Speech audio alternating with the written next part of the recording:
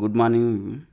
So last సెషన్లో మనమైతే pre market analysis వీడియోలో ఏమేమైతే డిస్కస్ చేసుకున్నామో ఒక్కసారి అయితే క్విక్గా రెఫర్ చేద్దాం. దెన్ ఈరోజు మార్కెట్లోకి అయితే మూవ్ అవుదాం. సో లాస్ట్ సెషన్ చూసినట్లయితే ఫ్లాట్ ఓపెన్ అవుతుంది అని చెప్పేసి ఫ్లాట్ ఓపెన్ అవుతుంది అయితే అనుకున్నాం.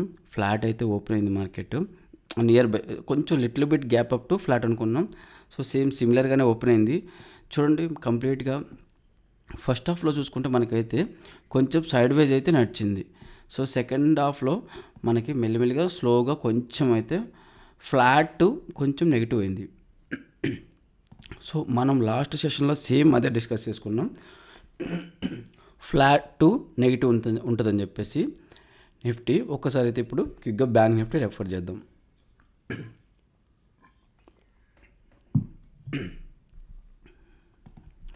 సో బ్యాంక్ నిఫ్టీలో చూసినట్లయితే సేమ్ సిమిలర్గానే ఉంది. బ్యాంక్ నిఫ్టీ కూడా నిఫ్టీ ఎలా మూవ్ అయిందో బ్యాంక్ నిఫ్టీ కూడా సిమిలర్గానే మూవ్ అయింది. చూడండి ఓపెనింగ్లోనే బిగ్ క్యాండిల్ అయితే రెడ్ క్యాండిల్ ఫామ్ అయింది. కంప్లీట్గా చూసుకుంటే complete side ways to some little bit కొంచెం నెగిటివ్ అయింది. ఎక్కువైతే మూమెంట్ అవ్వలేదు. ఫస్ట్ హాఫ్లో సేమ్ నిఫ్టీలో ఎలా అయితే మూమెంట్ సైడ్ వైజ్ మూమెంట్ అవుతుందో సేమ్ సైడ్ వైజ్గానే ఉంది. సో కొంచెం మళ్ళీ సెకండ్ హాఫ్లో కొంచెం లిటిల్ బిట్ నెగిటివ్ అయితే అయింది. సో ఓవరాల్గా మనం ఏమైతే డిస్కస్ చేసుకున్నామో సేమ్ అదే అయితే జరిగింది నిఫ్టీ అండ్ బ్యాంక్ నిఫ్టీలో. సో ఈరోజు మార్కెట్ ఎలా ఉండబోతుందో ఒకసారి అయితే చూద్దాం. సో ఈరోజు మార్కెట్ చూసినట్టయితే మనకి డౌ జోన్స్ కూడా అంతా పాజిటివ్ ఉంది. సో మెయిన్గా గిఫ్ట్ నిఫ్టీ చూసుకుంటే ఒక 75 పాయింట్స్ అయితే పాజిటివ్ చూపిస్తుంది. అంటే మనకి దట్ మీన్స్ ఏంటంటే నిఫ్టీ కూడా ఒక 75 పాయింట్స్ గ్యాప్ అప్ ఓపెన్ అవడానికి ఎక్కువ ఛాన్సెస్ అయితే ఉంది. సో ఈరోజు సిపిఆర్ చూసినట్లయితే సిపిఆర్ సమ్ యావరేజ్ సిపిఆర్ అయితే ఉంది. సో మనకి ఇప్పుడు ప్రజెంట్ ప్రీవియస్ క్లోజింగ్ ఎక్కడ జరిగింది, ప్రీవియస్ క్లోజింగ్ చూడండి మార్కెట్ ఎక్కడ క్లోజ్ అయింది 22,450. సో మనకి ఇక్కడ నుంచి ఒక 75 పాయింట్స్ మనకి గ్యాప్ అప్ అన్నప్పుడు సో అరౌండ్ 22,525. సో ఈ లెవెల్ దగ్గర మనకైతే గ్యాప్ అప్ అవడానికి అయితే ఎక్కువ ఛాన్సెస్ అయితే ఉంది. సో ఇక్కడ ఓపెనింగ్ అయితే ఒకసారి ప్రైస్ యాక్షన్ అర్థం చేసుకోండి. సో ఫస్ట్ ఆఫ్ ఆల్ అయితే డైలీ టైం ఫ్రేమ్లోకి వెళ్దాము. సో ఎలా ఉండబోతుందో ఒకసారి అయితే చెక్ చేద్దాం. డైలీ టైం ఫ్రేమ్లో ఈ డైలీ టైం ఫ్రేమ్ చూసినట్లయితే ఇది చూడండి, ఇది కంప్లీట్గా all time high. So all time high. So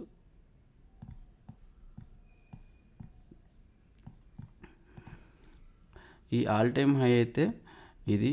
so ఏదైతే మూవ్ అయిందో సో మార్కెట్ లాస్ట్ ఎలా అప్ మూవ్ అయింది, తర్వాత డౌన్ మూవ్ అయింది, కొంచెం just like retracement.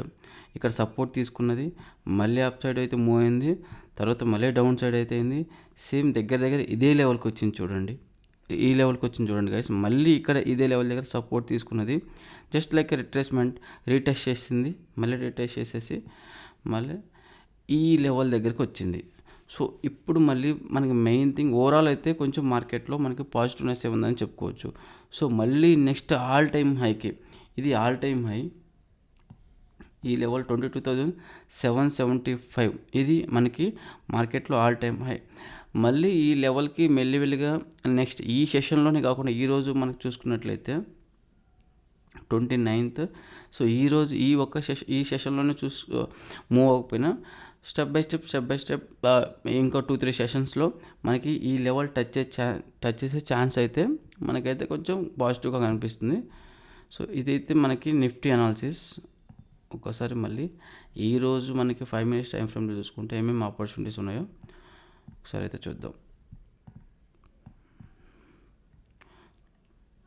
So market మనకి కొంచెం ఈ లెవెల్ కొంచెం సైడ్ వైజ్గా మూవ్ అవ్వడానికి ఎక్కువ ఛాన్సెస్ ఉంది. అంటిల్ అన్లెస్ ఈ లెవెల్ బ్రేక్ అవ్వాలి, లేదంటే ప్రీవియస్ డే లో అన్న బ్రేక్ అవ్వాలి. ప్రీవియస్ డే లో బ్రేక్ అయితే ఫర్దర్గా డౌన్ మూవ్ అవుతుందని చెప్పేసి ప్రీవియస్ డే హై బ్రేక్ అయితే, ఇది ప్రీవియస్ డే హై చూడండి, బ్రేక్ అయితే ఫర్దర్గా అప్ మూవ్ అయితే ఉంటుందని చెప్పేసి అయితే మనం ఎక్స్పెక్ట్ చేసుకోవచ్చు. సో ఇది 22,775, ఇది ఆల్ టైమ్ హై. ఈ ఆల్ టైమ్ హైని ఫస్ట్ టైం టచ్ చేసింది అనుకోండి కొంచెం బ్రేక్ చేయలేకపోవచ్చు, మళ్ళీ సైడ్ వైజ్గా మూవ్ అవ్వడం, లేదంటే టెస్ట్ చేసి మళ్ళీ కొంచెం డౌన్ రావడం. సో ఆల్ టైమ్ హై అనేది స్ట్రాంగ్ రెసిస్టెన్స్ అది. సో ఇంకోటి ఏంటంటే సప్లై జోన్ లాగా కూడా యాక్ట్ చేస్తుంది. ఎక్కువైతే సెల్లర్స్ యాక్టివ్గా ఉంటారు. సో మళ్ళీ కొంచెం రివర్స్ అయ్యి మళ్ళీ బ్రేక్ చేయడానికి అయితే ఛాన్సెస్ అయితే ఉంటుంది. సో ఒకసారి అయితే ప్రైజ్ యాక్షన్ అర్థం చేసుకోండి ఈ లెవెల్ దగ్గర. సో ఓవరాల్ మార్కెట్ చూసినట్లయితే సైడ్ వేస్గా ఉంది. సేఫ్ ట్రేడర్స్ అవాయిడ్ చేయడమే బెటర్. జిగ్జాగ్ మూమెంట్ ఉండడానికే ఎక్కువ ఛాన్సెస్ ఉంది. జిగ్జాగ్ మూమెంటం అంటే సో చూడండి ఇలా ఉండబోయే ఛాన్సెస్ మనకి ఎక్కువ ఉంది. బట్ ఈ లెవెల్ బ్రేక్ అయితే ఇక్కడ ఏదైనా లాంగ్ పొజిషన్ తీసుకోవచ్చు. ప్రీవియస్ డే హై బ్రేక్ అయితే లాంగ్ పొజిషన్ తీసుకునేసి నెక్స్ట్ ఆల్ టైమ్ హై దగ్గర stop loss, all time high దగ్గర టార్గెట్ పెట్టుకోవచ్చు. సేమ్ డౌన్ సైడ్ ఇలా డౌన్ సైడ్ బ్రేక్ అయితే సేమ్ డౌన్ సైడ్ బ్రేక్ అయినా కానీ మనకి 1:2 రిస్క్ రివార్డ్ చూసుకొని మొమెంటం చూసుకొని 1:2 రిస్క్ రివార్డ్ చూసుకొని మీరైతే ఎంట్రీ తీసుకోండి. అప్పటివరకు అయితే ఈ లెవెల్ అయితే మిడిల్లో ఉంటే అవాయిడ్ చేయడానికి అయితే ట్రై చేయండి. ఎక్కువ మూమెంటం సైడ్ వేస్గానే ఉండడానికి ఉంటుంది. సైడ్ వేస్ టు జిగ్జాగ్ ఉండే ఛాన్సెస్ ఎక్కువ ఉంది.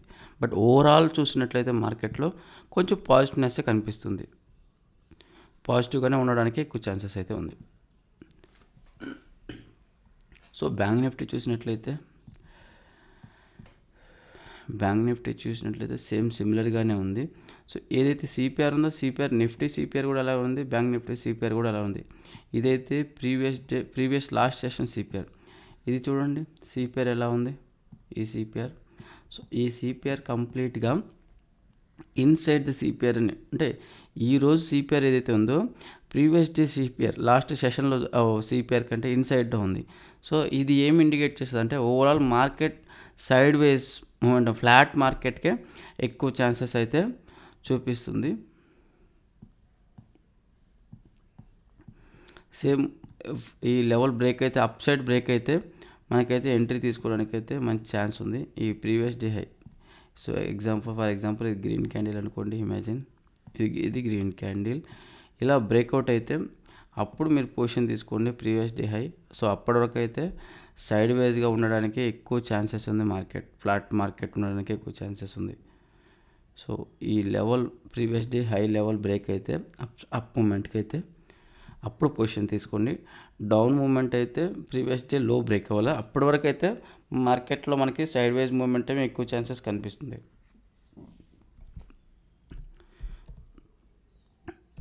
ఒక్కసారి అయితే ఫిన్ నిఫ్టీ కూడా చెక్ చేద్దాం.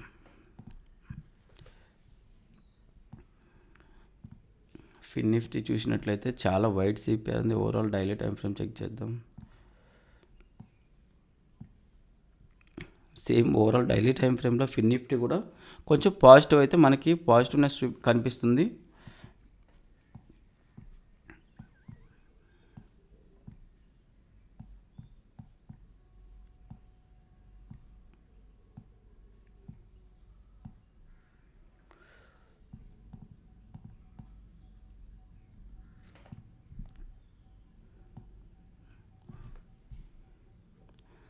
ఓవరాల్ మనకి ఫిన్ నిఫ్టీ కూడా లాస్ట్ సెషన్లో డౌన్ అయితే అయింది. సో మనకి ఫిన్ నిఫ్టీ కూడా సేమ్ ఈరోజు కొంచెం డౌన్ మూమెంట్ అవ్వడానికి ఎక్కువ ఛాన్సెస్ అయితే ఉంది. సో ఓవరాల్ డైలీ టైం ఫ్రేమ్లో అయితే మనకి పాజిటివ్గానే, బట్ కొంచెం మూమెంటం నెగిటివ్ స్టార్ట్ అయిందని చెప్పుకోవచ్చు.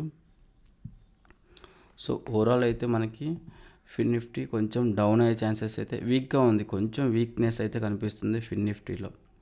సో మనకి ప్రీవియస్ డే లో ఏదైతే బ్రేక్ అయిందో ఇక్కడ ఇన్ కేస్ ప్రీవియస్ డే లో బ్రేక్అవుట్ అయితే డౌన్ సైడ్, సో ఇక్కడ పొజిషన్ తీసుకోవచ్చు. మనకి ఎంట్రీ తీసుకునేసి ఇక్కడ స్టాప్ లాస్ పెట్టుకోవచ్చు.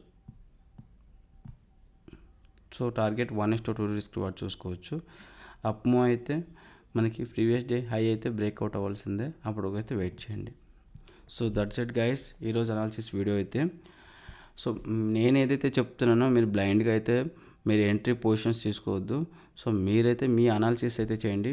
నేనేం చెప్తున్నానంటే నా ఎక్స్పీరియన్స్ బేస్డ్ ఆన్ నా ఎక్స్పీరియన్స్ని, సో సపోర్ట్ అండ్ రెసిస్టెన్స్ ఈ లెవెల్స్ని మీకు అంతా యాడ్ చేసి జస్ట్ ఒక రెఫరెన్స్ మాత్రమే ఇస్తున్నాను. బ్లైండ్గా నేను ఏదైతే చెప్తున్నానో దాన్ని మాత్రం అయితే గుడ్డిగా ఫాలో అవుద్దు. మీ అనాలిసిస్ కూడా మీరు చేయండి. సో వీడియోని అయితే లైక్ చేయండి గైస్, లైక్ చేసి సపోర్ట్ అయితే చేయండి. వీడియోని అయితే ఫ్రెండ్స్ అండ్ ఫ్యామిలీ మెంబర్స్కి షేర్ చేయండి, మెయిన్గా అయితే సబ్స్క్రైబ్ చేయండి. Thank you.